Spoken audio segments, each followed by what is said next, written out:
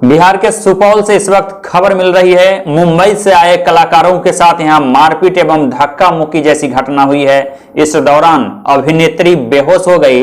दरअसल सुपौल के पिपरा थाना क्षेत्र के रतौली गांव की यह घटना है।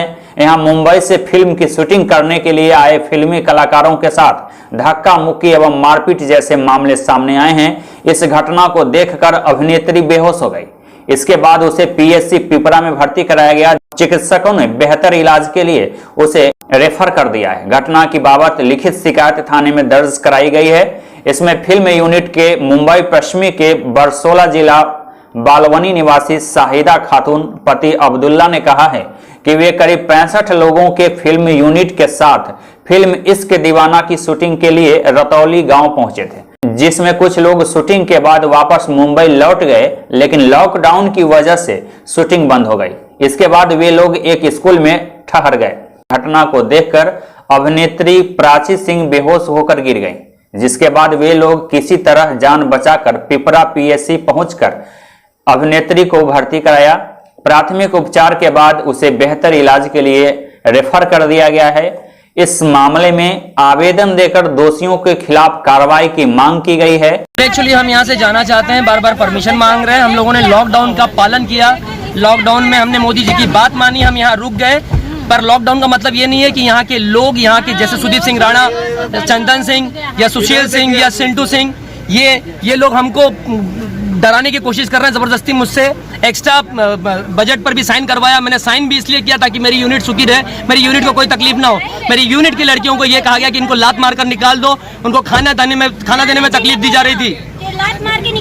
जब इन लोगों ने मुझसे शिकायत की, इनकी बात मैंने मानी और इनको मैंने अपनी तरफ से कैसे कैसे कोशिश करके, जब मैं इनको बाहर भेज रहा था, मैं डेली फोन कर रहा था, या प्रशासन से भी पता कर सकते हैं, मैंने सबको फोन किया परमिशन के लिए, जिसपे उनके बेटे जेपी सिंह ने कहा, चंदन सिंह ने कहा कि हम लोग अभी परमिशन लाकर दे रहे हैं।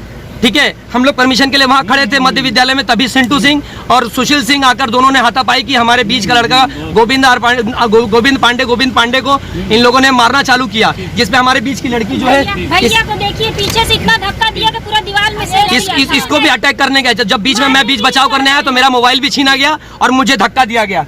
मैंने हाथ बिल्कुल नहीं उठाया है, सब लोगों ने देखा है। बहुत मजबूर होकर कैसे कैसे हम लोग वहाँ से प्रशासन पे यहाँ चौकी में आने की कोशिश की हम लोगों ने। बीच में इन लोगों ने एक उसकी गाड़ी भी खड़ी कर दी थी, पानी की गाड़ी। अब क्या चाहते हैं ये बताइए? सर, मैं इंसाफ चाहता हूँ और इनको चाहता हूँ इनको पनिश किया जाए ताकि ये दोबारा किसी के साथ ऐसी हरकत ना करे।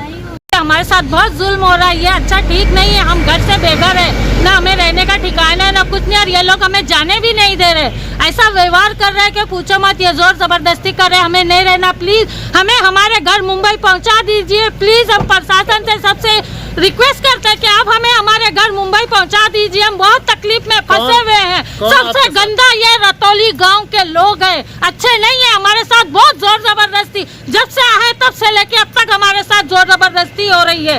प्लीज हमें यहाँ से निकालिए। हम हाथ जोड़ के रिक्वेस्ट करते हैं कि हमें हमारे घर भिजवाइए, प्लीज प्लीज। आप किस पर्पज से आए थे? हम मुंबई से आए, मैं ये फिल्म की शूटिंग करने आए थे इश्क दीवाना के लिए। मैं हेयर स्टाइलिस्ट हूँ इस पिक्चर की, और हम 3 लेडीज इस मुसीबत में फंसी हैं कि हम बयान नहीं कर सकते। रोज के इनके झगड़े, जब से ये शूटिंग चालू हुई है तब से ये झगड़े। यहाँ हमारी बदनसीबी कि हम इस गाँव में, और लॉकडाउन हो गया, लॉकडाउन होने से हम फंस गए।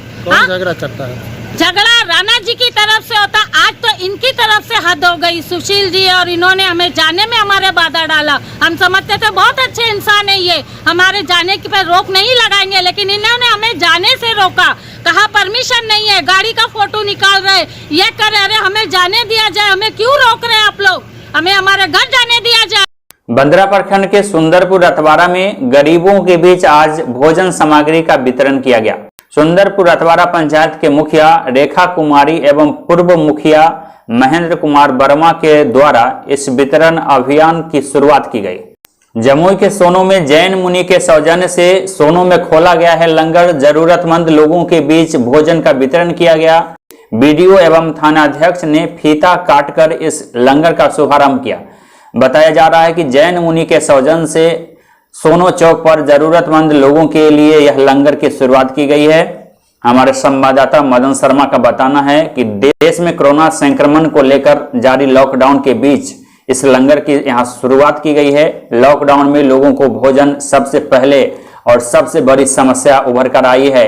और ऐसे में जैन मुनि श्री विजयन वर्धन सुरेश्वर जी महाराज के सौजन्य से इस लंगर की शुरुआत की गई है। पौष्टिक भोजन के लिए यह लंगर खोला गया है।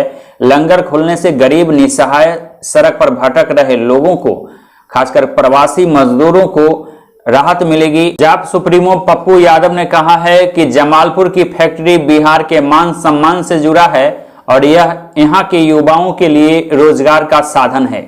इसे यहाँ से हटाने का क्या औचित्य है? उन्होंने इस पर बड़ा सवाल खड़ा किया है। साथ में 44वें दिन वे लगातार दिल्ली में फंसे मजदूरों को भोजन सामग्री एवं अन्य तरह के मदद का अभियान जारी रखा है। इस दौरान A to Z news live से भी बातचीत की। उन्होंने इस दौरान क्या कुछ कहा, देखिए। सवाल उठता है, बार बार जमालपुर जो एशिया की सबसे बड़ी फैक्ट्री है, ललित नारायण मिश्रा जी से लेके जगजीवन बाबू, केदार पांडे,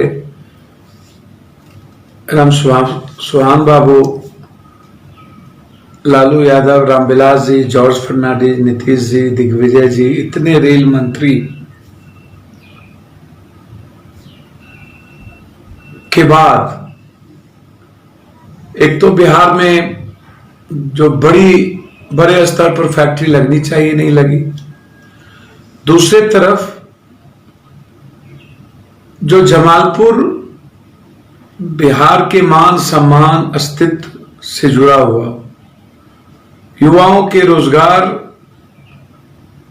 से जुड़ा हुआ, बार बार केंद्र सरकार उस फैक्ट्री को कभी गुजरात, अगली बार जब गुजरात ट्रांसफर करने की पहल हुई थी तो हम लोगों ने पदयात्रा किया था। पूरे बिहार स्तर पर युवाओं ने इसका विरोध किया था। आखिर पुनः महाप्रबंधक स्तर पर यह चिट्ठी निकालकर और उसकी प्रक्रिया शुरू कर देना, ये मुख्यमंत्री, ये सरकार क्या है? क्या ऐसी सरकार जो भीख मांगते मांगते एक चीज ले ना सका हो?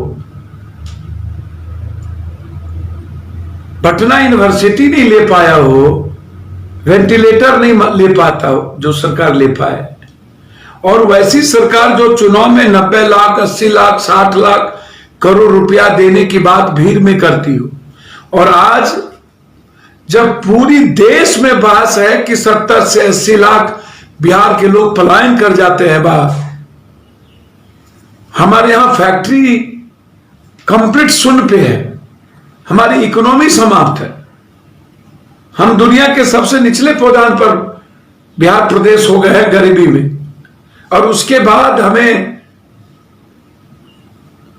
बेरोजगार करना, लगातार बिहार पर हमला करना, यह बर्दाश्त के विपरीत है। केंद्र सरकार इस बात को समझ ले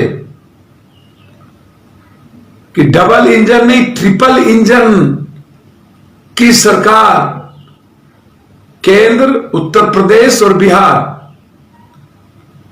और सुशील मोदी जी थेथरलॉजी मत करिए, झूठ का ठेका। सुशील मोदी जी की औकात क्या है?